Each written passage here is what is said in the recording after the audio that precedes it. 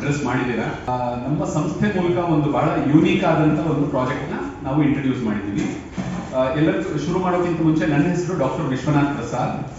ನಾನು ಈ ಹಜಾರಿ ಪ್ರಸಾದ್ ಫೌಂಡೇಶನ್ ಅಂತ ಒಂದು ಟ್ರಸ್ಟ್ ಏನಿದೆ ಅದರ ಚೇರ್ಮನ್ ಆಗಿದ್ದೀನಿ. ನನ್ನ ಜೊತೆಯಲ್ಲಿ ಇವತ್ತು ಕರ್ನಾಟಕ ಕಲಾಶ್ರೀ ಡಾಕ್ಟರ್ ಸತೀಶ್ ಹಂಪಿಯೊಳ್ಳಿ ಅಂತ ತಬ್ಲಿಸ್ಟ್ ಇದ್ದಾರೆ. ಇವರು ಇಂಟರ್ನ್ಯಾಷನಲಿ ರಿನೌಂಡ್ ಆರ್ಟಿಸ್ಟ್. ಅಂಡ್ ಎಲ್ಲಕ್ಕಿಂತ ಮುಖ್ಯವಾಗಿ ನನ್ನ ಜೊತೆಯಲ್ಲಿ ಇವತ್ತು ಡಾಕ್ಟರ್ ಲಕ್ಷ್ಮೀನಾರಾಯಣ್ ಅವರಿದ್ದಾರೆ ನನ್ನ ಜೊತೆಯಲ್ಲಿ. ಇವರು MS ರಾಮಯ್ಯ ಹಾಸ್ಪಿಟಲಿನ ಸೋಷಿಯಲ್ ವೆಲ್ಫೇರ್ ಆಫೀಸರ್. ಈಗ ಹಜಾರಿ ಪ್ರಸಾದ್ ಫೌಂಡೇಶನ್ ಅನ್ನೋದು ಒಂದು ಚಾರಿಟೇಬಲ್ ಟ್ರಸ್ಟ್ ಆಗಿದೆ. ಈ ಟ್ರಸ್ಟ್ 2004ರಲ್ಲಿ ಭಾರತ ರತ್ನ ಪಂಡಿತ್ ಭೀಮಸೇನ್ ಜೋಶಿ ಅವರ ಕೈಯಿಂದ ಹಾಗೂ ಆಗ ಗವರ್ನರ್ ಆಗಿದ್ದಂತ TN ಚತುರ್ವೇದಿಜಿ ಅವರಿದ್ದಾಗ ಅವರ ಕಡೆಯಿಂದ ಈ ಒಂದು ಟ್ರಸ್ಟ್ ಇನಾಗ್ರೇಟ್ ಆಗಿತ್ತು. ಈ ಟ್ರಸ್ಟ್ ಬೇಸಿಕಲಿ ಈ ಬ್ಲೈಂಡ್ ಸ್ಟೂಡೆಂಟ್ಸ್ ಅಂತ ಏನು ಹೇಳ್ತೀವ, ಅಂಗವಿಕಲರು, ಅವರಿಗಾಗಿ ವಿಶೇಷವಾಗಿ ನಾವು ಮಾಡಿದ್ದಂಥ ಟ್ರಸ್ಟ್. ಅದರ ಮೂಲಕ ಮಕ್ಕಳಿಗೆ ಸಂಗೀತ ಪಾಠನ ಉಚಿತವಾಗಿ ಹೇಳ್ಕೊಡುವಂತ ಒಂದು ದೊಡ್ಡ ಕಾರ್ಯಕ್ರಮ ನಡೆದಿತ್ತು. ಸುಮಾರು ಪ್ರತಿ ವರ್ಷ 200 ಮಕ್ಕಳು ಇದರಲ್ಲಿ ಈ ಕಾರ್ಯಕ್ರಮದ ಅಂಡರ್ ಬೆನಿಫಿಟ್ ತಗೊಳ್ತಾ ಇದ್ದಾರೆ. ಈಗ ಈ ವರ್ಷದಲ್ಲಿ ಇನ್ನೊಂದು ಹೆಜ್ಜೆ ಮುಂದೆ ಹೋಗೋಣ ಅಂತ ಹೇಳಿ ನಮ್ಮ ಕಲಾವಿದರು ಅಂತ ನಾವೇನು ಹೇಳ್ತೀವಿ, ಈ ಸೊಸೈಟಿಯಲ್ಲಿ ಅವರುಗಳು ಈ ಜಿವೆಲ್ಸ್ ತರ, ಈ ಜೆಮ್ಸ್ ಅಂತ ಏನು ಹೇಳ್ತೀವಿ ಆ ತರ, ಈ ತರದವ್ರಿಗೆ ಯಾವ್ದಾದ್ರು ಒಂದು ಸಹಾಯ ಆಗಲಿ ಅಂತ ಹೇಳಿ ವಿಚಾರ ಮಾಡಿದಾಗ ಮುಖ್ಯವಾಗಿ ಅವರ ಮೆಡಿಕಲ್ ಹೆಲ್ಪ್ ಆಗಲಿ ಅಂತವ್ರಿಗೆ ಅಂತ ಒಂದು ಕಾನ್ಸೆಪ್ಟ್ನ ನಾವು ತಂದಿದ್ದೀವಿ. ಸೊ ಈ ಕಾರ್ಯಕ್ರಮದ ಹೆಸರು ಸ್ಪಂದನ ಅಂತ ಇಟ್ಟಿದ್ದೀವಿ. ಈ ಕಾರ್ಯಕ್ರಮದ ಮೂಲಕ ಯಾವುದೇ ಒಂದು ಕಲಾವಿದರು, ಅದು ನೃತ್ಯದಲ್ಲಿರ್ಬೋದು, ಹಾಡೋರಿರ್ಬೋದು, ಆಕ್ಟಿಂಗ್ ಮಾಡೋರಿರ್ಬೋದು, ವಿಶೇಷವಾಗಿ ಡ್ಯಾನ್ಸರ್ಸ್ ಇರ್ಬೋದು, ಈ ಥರದವ್ರಿಗೆ ನಮ್ಮ ಟ್ರಸ್ಟ್ ಮೂಲಕ ನಾವು ಅವರಿಗೆ ಡಿಸ್ಕೌಂಟೆಡ್ ಪ್ರೈಸಸ್ ಅಲ್ಲಿ ಅವರ ಮೆಡಿಕಲ್ ಸರ್ಜರೀಸ್ ಅಥವಾ ಏನೇ ಒಂದು ಮೆಡಿಕಲ್ ಟ್ರೀಟ್ಮೆಂಟ್, ಅದು ಡೇ ಕೇರ್ ಆದ್ರೂ ಇರ್ಬೋದು, ಅಡ್ಮಿಷನ್ಸ್ ಆದ್ರೂ ಇರ್ಬೋದು, ಈ ತರದನ್ನ ಕೇಟರ್ ಮಾಡೋಣ ಅಂತ ಹೇಳಿ ನಾವು ಮಾಡಿದ್ದೀವಿ. ಸೊ ಈ ನಿಟ್ಟಿನಲ್ಲಿ ಬಹಳಷ್ಟು ಹಾಸ್ಪಿಟಲ್ಸ್ಗಳ ಜೊತೆಯಲ್ಲಿ ನಾವು ಓಡಾಡಿದ್ವಿ, ಬಳಸಿದ್ವಿ.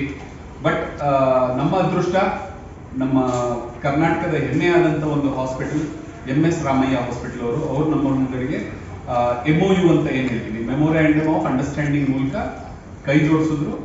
ಮತ್ತೆ ಈ ಕಾರ್ಯಕ್ರಮ ಇವತ್ತಿಂದ ಇದನ್ನ ನಾವು ಕರ್ನಾಟಕದಲ್ಲಿರುವಂತ, ವಿಶೇಷವಾಗಿ ಕರ್ನಾಟಕದಲ್ಲಿರುವಂತ ಪ್ರತಿಯೊಂದು ಕಲಾವಿದರಿಗೂ ಇದು ಬಳಸ್ಕೊಳ್ಳುವಂತ ಒಂದು ಅವಕಾಶನ ಮಾಡಿಕೊಟ್ಟಿದ್ವಿ.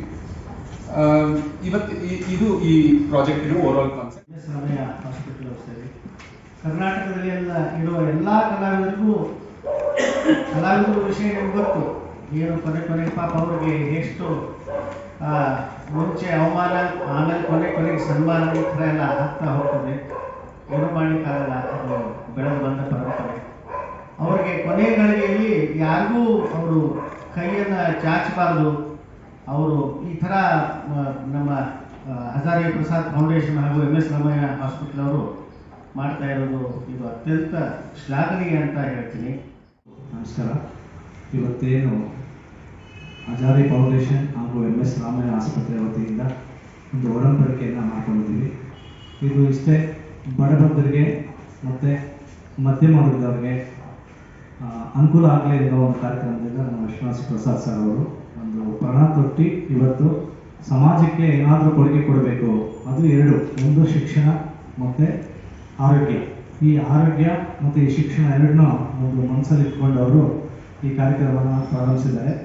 ಅವ್ರ ಜೊತೆ ನಮ್ಮ MS ರಾಮಯ್ಯ ಆಸ್ಪತ್ರೆಯ ಮ್ಯಾನೇಜ್ಮೆಂಟ್ ಆದಂಥ ನಮ್ಮ ಜಯರಾಮ್ ಸರ್ ಇರ್ಬೋದು, ಸೀತಾರಾಮ್ ಸರ್ ಇರ್ಬೋದು, ನಮ್ಮ ಡಾಕ್ಟರ್ ರಮೇಶ್ ಅವರು, ಡಾಕ್ಟರ್ ಕಾಮತ್ ಅವರು, ನಾವೆಲ್ಲ ಒಟ್ಟಿಗೆ ಸೇರಿ ಸಮಾಜಕ್ಕೆ ಒಳ್ಳೆಯದಾಗಲಿ. ಯಾಕಂದರೆ ಇವತ್ತು ನಿಮಗೆಲ್ಲ ಗೊತ್ತಿದೆ, ಮಾಧ್ಯಮದವರಿಗೆ ನಾನೇನು ಹೇಳೋ ಅವಶ್ಯಕತೆ ಇಲ್ಲ. ಪ್ರತಿದಿನ ನೀವು ನೋಡುವಂಥದ್ದು ಪಬ್ಲಿಕಲ್ಲಿ. ಈ ಕೋವಿಡ್ ಬಂದ ಟೈಮಲ್ಲಿ ಎಷ್ಟು ಜನ ಸಫರ್ ಆದರು. ಆರೋಗ್ಯ ನಮಗೆ ತುಂಬ ಇಂಪಾರ್ಟೆಂಟು. ಆರೋಗ್ಯನೇ ಇಲ್ಲ ಅಂದರೆ ನಾವು ಏನೂ ಮಾಡ್ತಾರೆ. ಎಷ್ಟೇ ಸಂಪತ್ತಿದ್ರೂ ಆರೋಗ್ಯದ ಮುಂದೆ ಏನೂ ಇಲ್ಲ. ಅದನ್ನು ಅನುಭವಿಸೋಕ್ಕಾದ್ರೂ ಆರೋಗ್ಯ ಬೇಕೇ ಬೇಕು ನಮಗೆ. ಸೊ ಆರೋಗ್ಯ ಫಸ್ಟು, ಮಿಕ್ಕಿದ್ದೆಲ್ಲ ನಂತರ. ಅದು ಆರೋಗ್ಯನ ಕಾಪಾಡ್ಕೊಳ್ಳೋದಕ್ಕೆ ನಮ್ಮ ಇವತ್ತು ಈ ಕಾರ್ಯಕ್ರಮನ ಜನಗಳಿಗೆ ಅನುಕೂಲ ಆಗಲಿ. ಎಲ್ಲ ಏನಿವತ್ತು ಆರ್ಟಿಸ್ಟ್ ಅಂತ ಏನಂತೀವಿ ನಾವು, ಕಲಾವಿದರಿಗೆ ಮತ್ತು ಅವ್ರ ಕುಟುಂಬಗಳಿಗೆ ಎಲ್ಲರಿಗೂ ಅನುಕೂಲ ಆಗಲಿ ಅಂತೇಳಿ ಒಂದು ಒಡಂಬಡಿಕೆ ಮಾಡಿಕೊಂಡು ಮುಂದಿನ ದಿನಗಳಲ್ಲಿ ಅವರಿಗೆ ಅತ್ಯಂತ ಕಡಿಮೆ ಬೆಲೆಯಲ್ಲಿ ಚಿಕಿತ್ಸೆ ಕೊಡೋದಕ್ಕೆ ನಮ್ಮ MS ರಾಮಯ್ಯ ಆಸ್ಪತ್ರೆ ಮುಂದೆ ಬಂದಿದೆ. ಅದು ಅನುಕೂಲ ಆಗಲಿ, ಅದನ್ನು ಸದುಪಯೋಗ ಪಡ್ಕೊಳ್ಳಿ. ಆಮೇಲೆ ಅದ್ರ ಜೊತೆಗೆ ಮುಂದಿನ ದಿನಗಳಲ್ಲಿ ಬೃಹತ್ ಮಟ್ಟದಲ್ಲಿ ಏನು ಮೆಡಿಕಲ್ ಶಿಬಿರಗಳನ್ನು ಮಾಡೋದಕ್ಕೆ ನಾವು ಮುಂದೆ ಬಂದಿದ್ದೀವಿ ಸರ್ ಅವರ ಸಂಸ್ಥೆಯೊಂದಿಗೆ. ಇದನ್ನು ಸತತವಾಗಿ ಮುಂದಿನ ದಿನಗಳಲ್ಲಿ ಜನಗಳಿಗೆ ಅನುಕೂಲ ಆಗಲಿ ಅಂತೇಳಿ ನಾನು ಆಶಿಸ್ತೀನಿ.